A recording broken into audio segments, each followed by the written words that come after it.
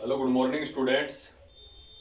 आज अपन मैकेनिक्स में अपनी जो सेकंड यूनिट चल रही है केंद्रीय बलों के प्रभाव में गति, मोशन अंडर सेंट्रल फोर्स, उसके जो लेक्चर्स हैं वो कंप्लीट हो गए हैं और आज अपन एग्जाम में पूछे हुए न्यूमेरिकल प्रॉब्लम्स हैं उनको सॉल्व करते हैं। जो प्रीवियस ईयर्स में क्वेश्चन है न्यूमेरिकल्स हैं उनके बारे में अपन डिस्कस करेंगे। तो सबसे पहले न्यूमेरिकल है बुक से एग्जाम्पल नंबर 7 जो एग्जाम में पूछा हुआ है। एग्जाम्पल नंबर 7 है। अपन केवल वही न्यूमेरिकल यहां करेंगे जो प्रीवियस ईयर्स में पूछे हुए हैं। उसके कंसेप्ट से आपको क्लियर हो जाएगा कि किस प्रकार का न्यूमेरिकल है, वो किस टाइप से आपको करना है। सबसे पहले इसमें एग्जाम्पल में दे रखा है कि यदि मंगल ग्रह की सूर्य से औसत दूरी, एक मंगल ग्रह है उसकी सूर्य से औसत दूरी, प्रत्येक ग्रह सूर्य के चारों ओर चक्कर लगाता है, तो मंगल ग्रह की सूर्य से औसत जो दूरी है पृथ्वी की सूर्य से औसत दूरी से 1.524 गुना अधिक है। यानी मंगल ग्रह की जो दूरी है सूर्य से, वो दूरी पृथ्वी की जितनी सूर्य से दूरी है उसका 1.524 गुना अधिक है। तो अपन मान लें कि मंगल और सूर्य ग्रहों की जो दूरी है वो A1 और A2 है। मान लें कि अपन माना मंगल तथा पृथ्वी ग्रह की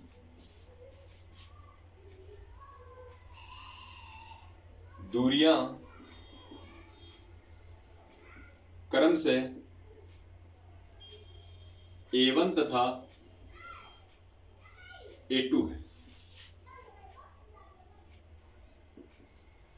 मंगल ग्रह और पृथ्वी ग्रह की सूर्य से औसत दूरियां क्रम से क्या है, एक को स्मॉल A1 मान लिया, एक को स्मॉल A2 मान लिया। और अकॉर्डिंग टू क्वेश्चन,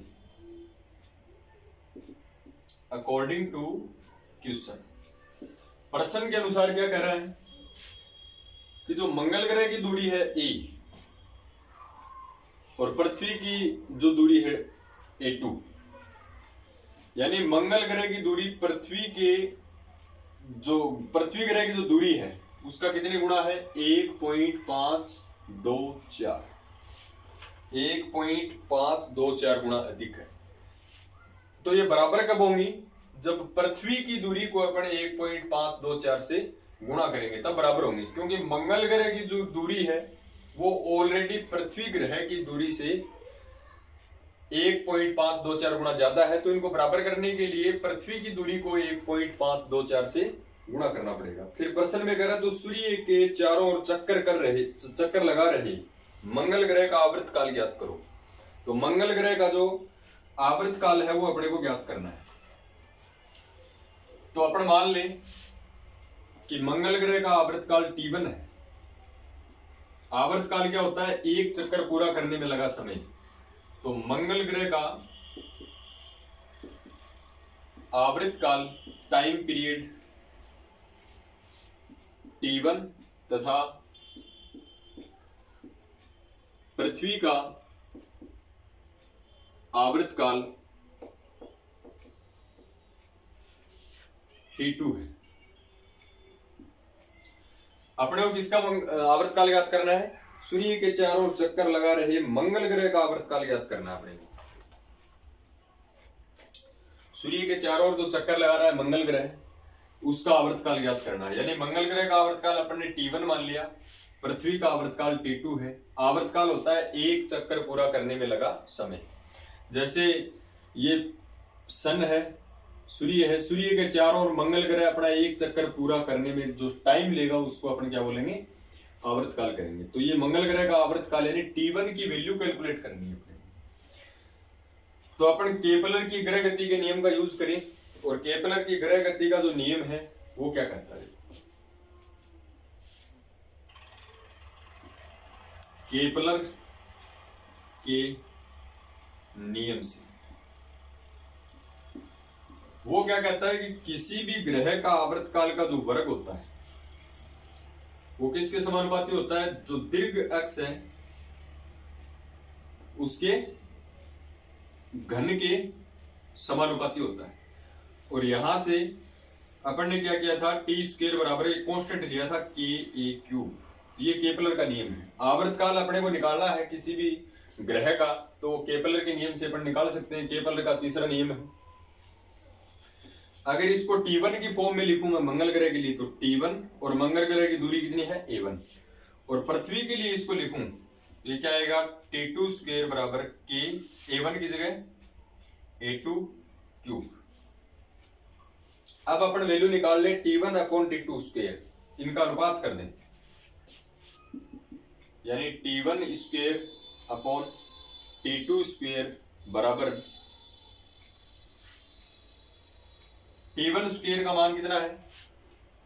के A1 cube upon T2 square का मान है के A2 क्यूब। के से के कैंसिल हो गया। Then this implies T1 upon T2, इस पूरे का होल स्क्वायर कर सकते हैं इसको, इसका भी स्क्वायर है, इसका भी स्क्वायर है, equals to A1 upon A2 का क्यूब। अपने को मंगल ग्रह का आवर्तकाल निकालना है, यानी T1 की वैल्यू अपने को निकालनी है। तो यहां से T1 की वैल्यू अपन किस प्रकार से निकालें? T1 अपॉन T2, इसका अपन स्क्वायर हटाएंगे तो ये पावर 1/2 हो जाएगी। 3 पहले से तो 3/2 हो जाएगी टोटल। तो T1 upon T2 equals to A1 upon A2 की जो पावर है वो कितनी हो जाएगी? 3/2। अपने को मंगल ग्रह का आवर्तकाल चाहिए, तो T1 की वैल्यू अपने को कैलकुलेट करनी है, तो क्या हो जाएगा? T2 into A1 upon A2 का A2 की पावर जो है वो 3/2 है। अब देखो, एक तो अपने को T2 की जरूरत पड़ेगी। यहां T2 क्या है? पृथ्वी का आवर्तकाल। पृथ्वी अपना एक चक्कर पूरा कितने समय में पूरा करती है? 365 दिन में। तो T2 का मतलब है 365, 365 दिन। पृथ्वी अपना एक चक्कर पूरा करती है 365 दिन में, यानी 365 दिनों का एक ईयर कंप्लीट होता है पृथ्वी ग्रह के ऊपर। अगर आप किसी दूसरे ग्रह पर हो तो ये अलग होगा। एक साल है वो कितनों दिनों का होगा वो अपन निकाल रहे हैं, जैसे मंगल ग्रह का निकाल रहे हैं। और A1 upon A2 and A1 upon A2 की वैल्यू कितनी होगी? यहां से देख लो, प्रश्न में दे रखा है A1 इक्वल्स टू है 1.524 इंटू A2। तो A1 अपॉन A2 करेंगे, A1 अपॉन A2 की वैल्यू कितनी बचेगी? 1.524। तो अतः T1 इक्वल्स टू T2 का मान 365 दिन इंटू A1 अपॉन A2 का मान है 1.524 और इसकी पावर है 3/2। और इसको आप सोल्व करोगे तो किस प्रकार से करोगे?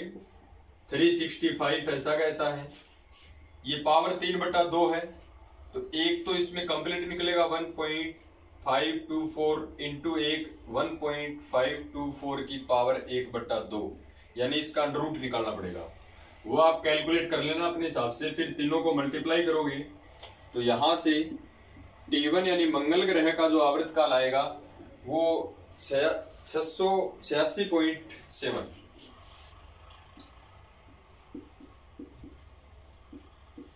686.7 डेज। तो ये मंगल ग्रह का आवर्तकाल है।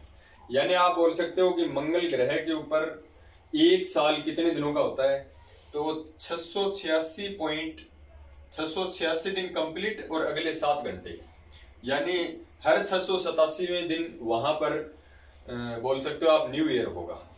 जैसे पृथ्वी पर हर 366वें दिन न्यू ईयर होता है, तो इसी प्रकार से मंगल ग्रह के ऊपर जो न्यू ईयर होगा वो 687वें दिन होगा, 87 डेज बाद में, यानी 686.7। मंगल ग्रह पर सूर्य के चारों ओर अपना एक चक्कर पूरा करेगा 686.7 दिन के अंदर। तो ये अपना एग्जाम्पल नंबर 7 है। केपलर की ग्रह गति के नियम से अपन ने इसको सोल्व किया है। इसके बाद में अपन नेक्स्ट प्रॉब्लम देखते हैं। अपन केवल वही न्यूमेरिकल कर रहे हैं जो एग्जाम में पूछे हुए। इसका नेक्स्ट न्यूमेरिकल देखिए, एग्जाम्पल नंबर बुक का है 16। एग्जाम्पल नंबर है 16 नंबर। बिल्कुल इजी है अगर आपने कॉन्सेप्ट है वो क्लियर है आपका। तो ये क्या कर रहा है, पृथ्वी के केंद्र से 8000 किलोमीटर पर, यानी दूरी दे रखी है, distance given that r equals to, कितनी दूरी दे रखी है, 8000 किलोमीटर।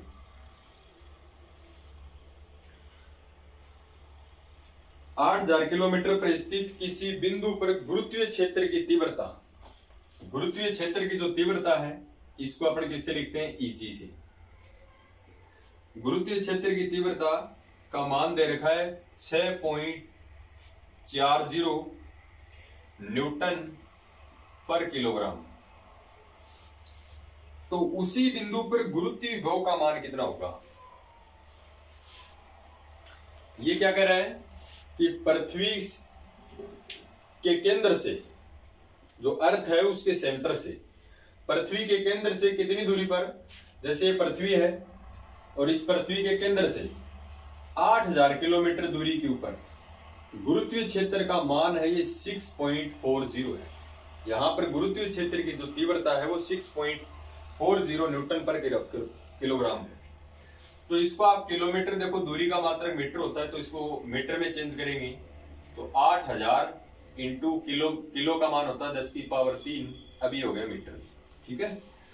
और गुरुत्वीय क्षेत्र की तीव्रता Eg इक्वल्स टू, फॉर्मूला पढ़ा है अपन ने, -gm/r²।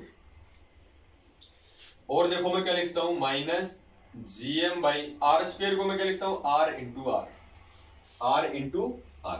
अब देखो ये जो फॉर्मूला बच गया -gm/r, ये गुरुत्वीय विभव है। Vg का मान होता है ना, Vg इक्वल्स टू gm/r, ये माइनस लगा देते हैं। तो यहां पर अपन क्या लिखते हैं, Eg इक्वल्स टू, ये gm/r क्या हो गया, Vg गुरुत्वीय विभव, और अपॉन में r। अपने को क्या करा है, इसी बिंदु पर Vg का मान याद करो आप। तो यहां से Vg की वैल्यू क्या होगी, Eg इंटू r, ये r डिवाइड में है। देखो क्या क्या अपन ने, गुरुत्वीय क्षेत्र की तीव्रता होती है gm/r², gm ऐसा कैसा, r² को क्या लिख दिया, r इंटू r, यहाँ पर -gm/r है, ये गुरुत्वीय विभव होता है, Vg लिख सकता हूं इसको, अपॉन में r, और यहां से Vg की वैल्यू कैलकुलेट करवा रहा है अपने से, तो Vg इक्वल्स टू क्या होगा, Eg इंटू r। अब दोनों की वैल्यू पुट कर दे, Vg इक्वल्स टू, Eg का मान दे रखा है 8000 गुणा 10⁻3, और इंटू में r जो है वो दूरी दे, सॉरी ये चलो कोई बात नहीं, r का मान है, ये r का रख दिया। Eg का मान दे रखा है 6.40। इसको अपने को कैलकुलेट करना है, 6.40 दे रखी इसकी वैल्यू।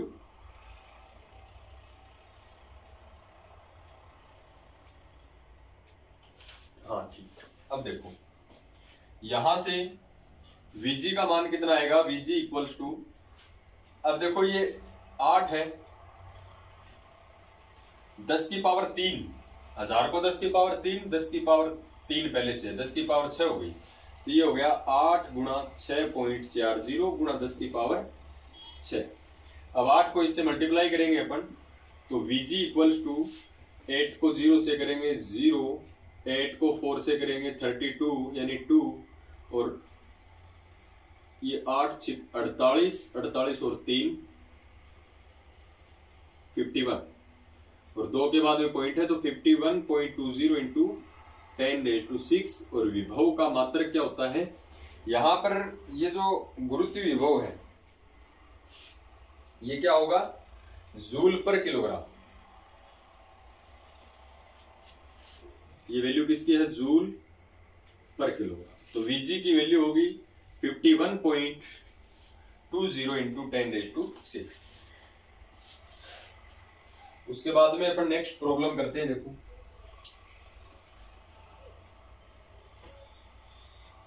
इसके लिए आपको जितने भी फॉर्मूले हैं, वो जो बेसिक कंसेप्ट हैं, वो अपन ने डिस्कस कर चुके हैं। तो उसी टॉपिक से रिलेटेड क्वेश्चन पूछता है एग्जाम के अंदर। नेक्स्ट क्वेश्चन अपन देखते हैं।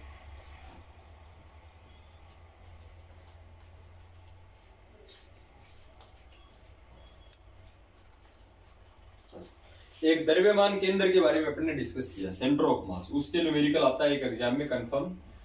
तो नेक्स्ट एग्जांपल नंबर 3 है। ये क्या कहता है कि 6 ग्राम तथा 2 ग्राम के दो द्रव्यमान दे रखे हैं। एक M1 मान लें, एक तो दे रखा है 6 ग्राम के अंदर दे रखे हैं, और दूसरा है 2 ग्राम, यानी M2 की वैल्यू है 2 ग्राम।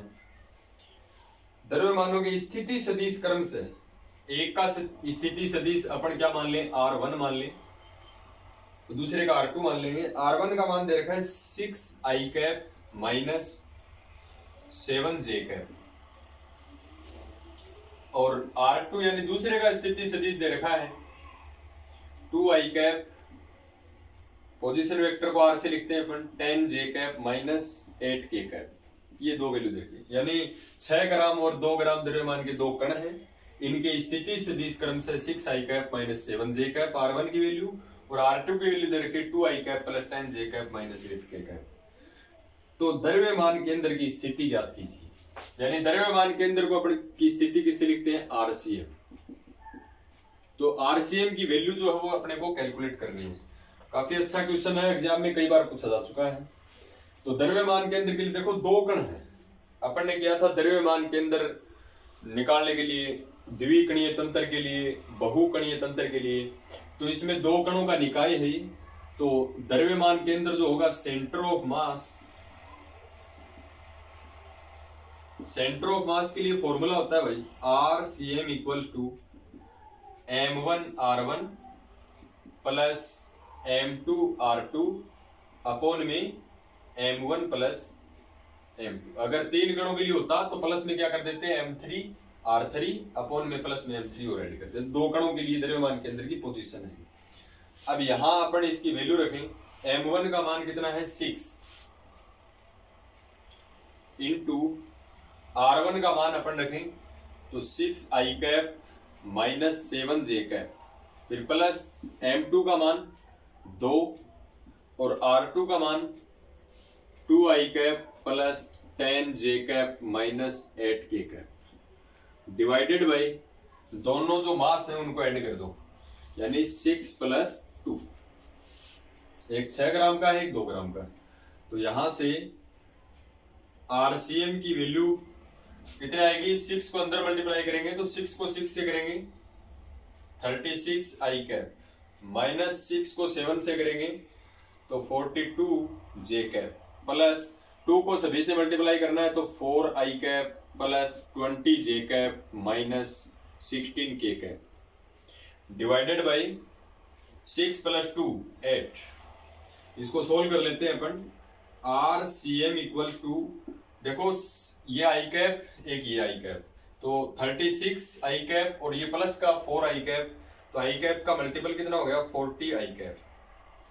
ये j कैप माइनस का 42 प्लस का j कैप 20j कैप, तो ये बच गया माइनस का 22j कैप, और k कैप तो एक ही है माइनस 16k कैप, और डिवाइडेड बाई 8। तो ये द्रव्यमान केंद्र की स्थिति हो, ये द्रव्यमान केंद्र की वैल्यू है। बिल्कुल इजी सा क्वेश्चन है। इसके बाद में नेक्स्ट क्वेश्चन देखिए।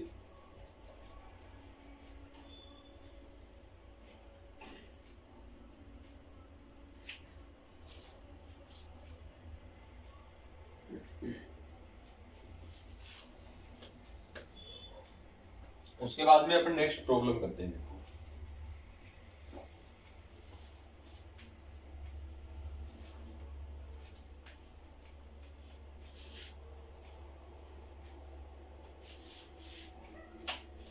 नेक्स्ट प्रॉब्लम है, एग्जाम्पल नंबर 3 कर चुके हैं अपन, 4th प्रॉब्लम करते हैं, एग्जाम्पल नंबर 4।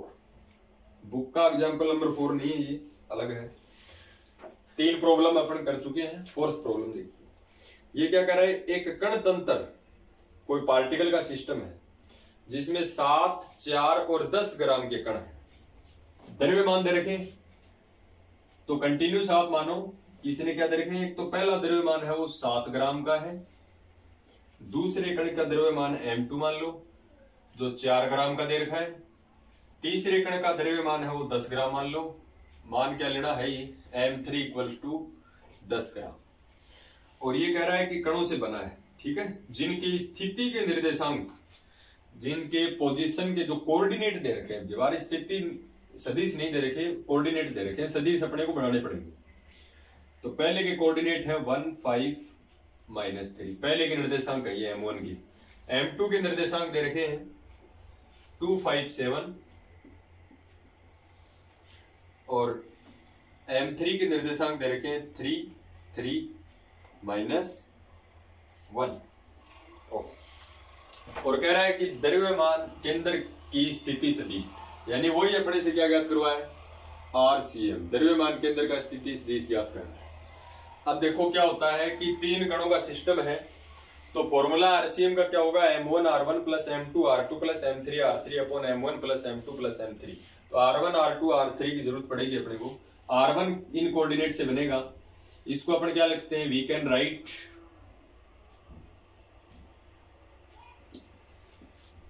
हम लिख सकते हैं R1 equals to 1 I cap plus 5 J cap minus 3 K cap. इसका पोजीशन वेक्टर बना ले, ये R1 की वैल्यू है। R2 की वैल्यू क्या बनेगी, यहां से 2 I कैप, इनके I cap J cap K cap लगा के ऐड कर दो, 2 I cap plus 5 J cap plus 7 K cap. और सिमिलरली R3 की जो वैल्यू है वो क्या बनेगी, R3 की जो वैल्यू है वो क्या बनेगी, 3 I cap plus 3 J cap minus 1 K cap. तो RCM निकालना है, तो RCM का फॉर्मूला क्या होगा 3 कणों के लिए, M1 R1 plus M2 R2 plus M3 R3 और divided by M1 plus M2 plus M3।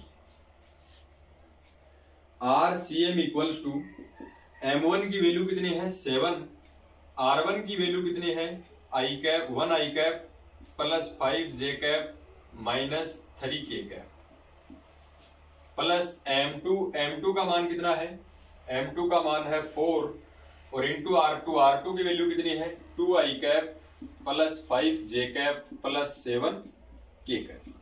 हाँ भाई, प्लस M3 की वैल्यू कितनी है 10, लेकिन R3 3 I cap plus 3 J cap minus 1 K cap. Okay, divided by all masses. तो M1 M2 M3 7 plus 4 plus 10, 7 plus 4 plus 10। इसको solve कर लेते हैं अपन।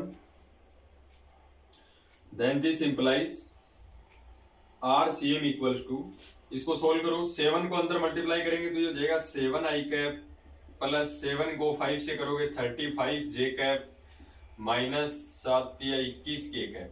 7 को अंदर मल्टीप्लाई कर लिया, प्लस 4 को मल्टीप्लाई करेंगे, 4 को 2 से करेंगे 8 I कैप, 5 से करेंगे तो 20 J कैप, 7 से करेंगे तो 28 K कैप, प्लस 3 से करेंगे 10 को तो ये कितना आ जाएगा 30 I कैप, 3 से करेंगे फिर 30 J कैप और 1 से करेंगे माइनस 10 K कैप और डिवाइडेड बाय 7, 4 और 10 कितना हो गया 21, 7, 4, 11, 11 और 10, 21। अब इसको वही I cap J cap K cap कितने हैं वो इसको ऐड कर लेंगे अपन। I कैप की क्वांटिटी, J कैप की क्वांटिटी और K कैप की क्वांटिटी। तो RCM के कोऑर्डिनेट पूछ रहा है अपने से, द्रव्यमान केंद्र की जो स्थिति है RCM उसके कोऑर्डिनेट क्या होंगे। Then this implies RCM equals to, देखो 7 I कैप और 8 I कैप, 8 और 7 और एक आई कैप हो रही है 30 आई कैप, 3 आई कैप है, 3 पार्टिकल सिस्टम है आपकी बात। तो 8 7 8 15 15 और 13 45 आई कैप, जे कैप 35 जे कैप प्लस के हैं 20 और माइनस के 10, तो 35 और 20 तो हो गए 55 और 55 माइनस 10 45, जे कैप भी 45, के कैप पहले प्लस के ऐड करो, सॉरी जे कैप के देखो काउंट करो 35 और 20, 55 और 30 प्लस का है, 55 और 30 85, ठीक है। ये के कैप 20 के कैप प्लस का है और माइनस के कितने हैं, -21 और 10, यानी माइनस के हो गए 31 और प्लस का है 28, तो ये माइनस के 3 बच गए, माइनस का 3, तो -3 के कैप और डिवाइडेड बाय 21, ठीक है।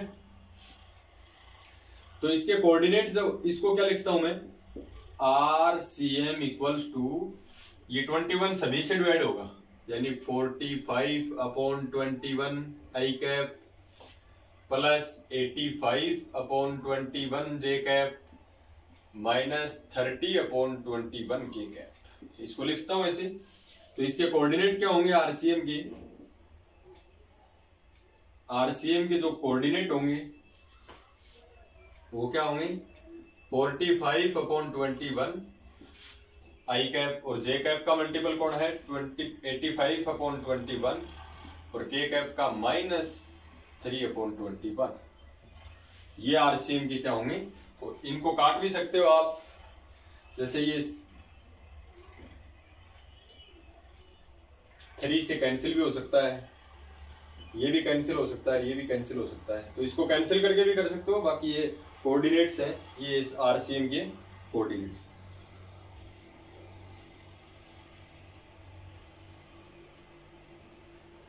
उसके बाद में अपन देखते हैं नेक्स्ट प्रॉब्लम।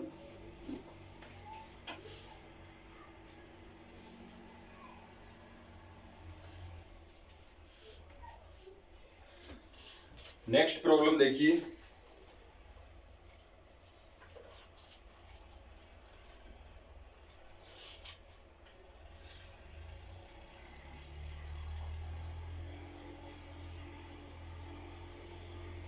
नेक्स्ट प्रॉब्लम है रॉकेट के लिए काफी इंपॉर्टेंट है।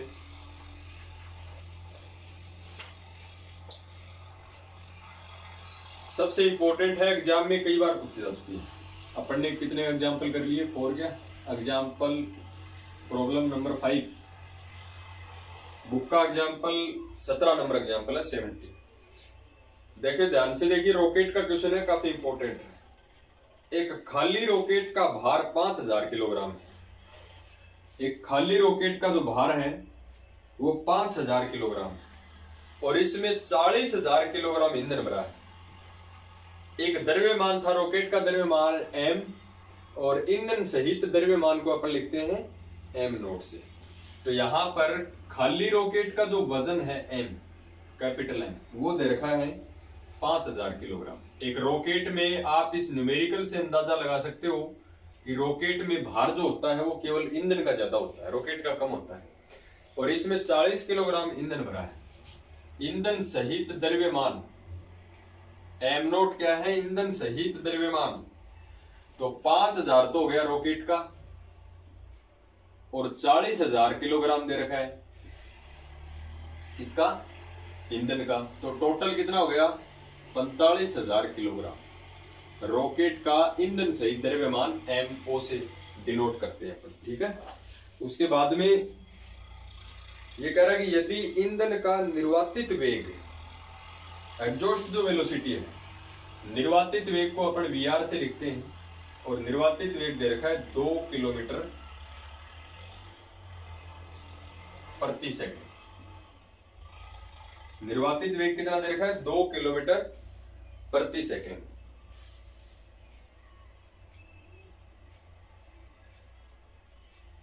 इसको मीटर पर सेकंड में चेंज करें तो किलो की वैल्यू रख दो आप, तो 2 इंटू किलो की वैल्यू कितनी है? 1000, यानी 10 की पावर 3। अभी हो गया मीटर पर सेकंड। तो रॉकेट द्वारा प्राप्त अधिकतम वेग ज्ञात कीजिए, यानी रॉकेट का वेग ज्ञात करना है, रॉकेट द्वारा प्राप्त अधिकतम वेग। और दे रखा है क्वेश्चन में,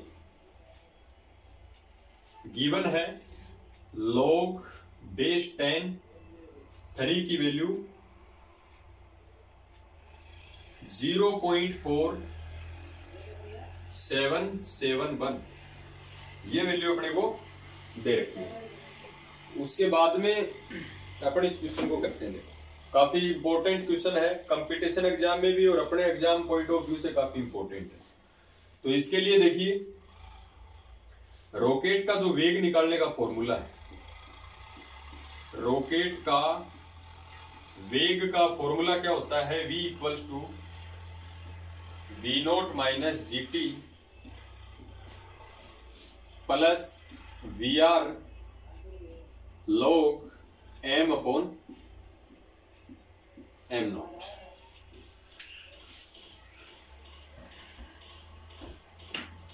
ये क्या है? रॉकेट का वेग v equals to v0 minus GT plus VR log, sorry ये m0 ऊपर होता है, m0 अपॉन m, ठीक है। अब देखो t इक्वल्स टू 0 पर यहां पर क्या लिख सकते हैं? At t equals to 0 v0 equals to 0, t equals to t की वैल्यू 0 है तो ये 0 और v0 0, तो अंतिम वेग,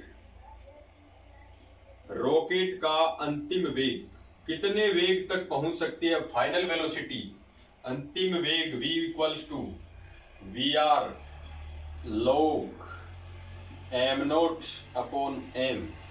ओके, ये वैल्यू दे रखी है, वैल्यू पुट कर दो। v इक्वल्स टू VR की वैल्यू कितनी बेचारेगी? 2 इंटू 10⁻³ log, इसका बेस log का e है, log e। m0 की वैल्यू कितनी है? m0 की वैल्यू है 45,000 ईंधन सहित द्रव्यमान, डिवाइडेड बाय रॉकेट m, यानी रॉकेट का द्रव्यमान 5000, ठीक है। एक 5000 रॉकेट का द्रव्यमान, और ठीक है।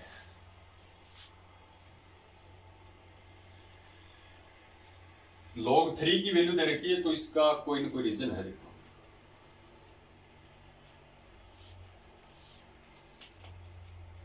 इसको थोड़ा सही करके लिखते हैं अपन, v equals to 2 into 10⁻³ log base e, ये 45,000 में 3 से 3 0 कैंसिल, और 45 में 5 9 टाइम जाएगा, 9 बार, ठीक है। और इसको क्या लिखता हूं मैं? ये log 9 हो गया। तो log 3 की वैल्यू दे रखी है इसने 0.4771, तो कहीं ना कहीं log 3 का सिस्टम है, इसको log 3 बनाना पड़ेगा भाई। तो 2 इंटू 10⁻² log, और 9 को क्या लिखते हैं? 3 की पावर 2, 3 स्क्वायर 9। अब एक फॉर्मूला होता है, देखो log के पावर कोई होती है तो पावर मल्टीपल में आ जाती है, तो इसको ये भी लिखता हूं मैं बेचारे को, v equals to 2 into 10⁻³ into, ये पावर है, ये मल्टीपल में आ जाएगी। जैसे log m की पावर n है तो उसको लिखते हैं n log m, तो n पहले लिख दे, पावर मल्टीपल में आती है भाई, 2 इंटू log 3। अब log 3 की वैल्यू यहां पर डायरेक्ट नहीं रख सकते। क्यों नहीं रख सकते? क्योंकि क्वेश्चन में दे रखी है log बेस 10 होना चाहिए और 3 की वैल्यू 0.4771। इस log का बेस 10 नहीं है, तो इस log का बेस 10 नहीं है,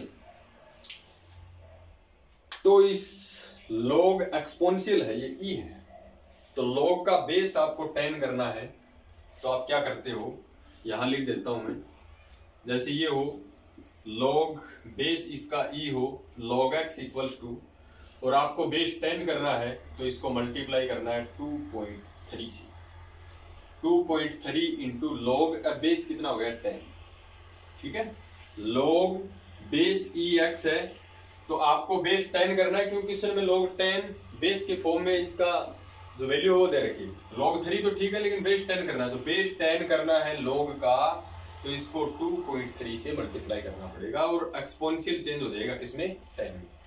तो ये क्या हो जाएगा, v इक्वल्स टू 2 इंटू 2 यानी 4, 10 रेज़ टू 3, और इसको कन्वर्ट करना है तो 2.3 log बेस 10 और 3, और इसकी वैल्यू क्वेश्चन में दे रखी है। देखो यहाँ पर log बेस e है, यहाँ log बेस 10 है, 10 को e को 10 में कन्वर्ट करना है, तो 2.3 से ऑलवेज विल बी मल्टीप्लाई। तो v equals to 4 into 10 raise to 3 into 2.3 into log 3 की वैल्यू दे रखी है क्वेश्चन में 0.4771। इसको आप सोल्व कर लेना, मल्टीप्लाई कर लेना, मैं डायरेक्ट इसकी वैल्यू रख देता हूं 4.39, यह आएगा 4.39 इंटू 10 रेज़ टू 3 मीटर पर सेकेंड। इसको मल्टीप्लाई करोगे आप इन दोनों तीनों को, 10 रेज़ टू 3 ऐसा कैसा, इन तीनों को आप गुणा करके देख लो, तो गुणा करोगे तो 4.39 वैल्यू आएगी इसकी, ठीक है। और ये तो है मीटर के अंदर, तो रॉकेट का वेग अगर किलोमीटर में पूछता है तो v equal to 10 raise to 3 को आप क्या लिख सकते हो, किलोमीटर लिख सकते हो भाई, तो 4.39 किलोमीटर प्रति सेकंड ये रॉकेट का वेग है। इसके बाद में अपन डिस्कस करेंगे नेक्स्ट चैप्टर के बारे में, और यहां तक आपको कोई भी प्रॉब्लम है आप अपने हिसाब से क्वेश्चन सॉल्व कर सकते हो, जो भी प्रॉब्लम है वो आप डिस्कस करोगे, और नेक्स्ट लेक्चर में अपन कोई नई यूनिट है वो स्टार्ट करेंगे।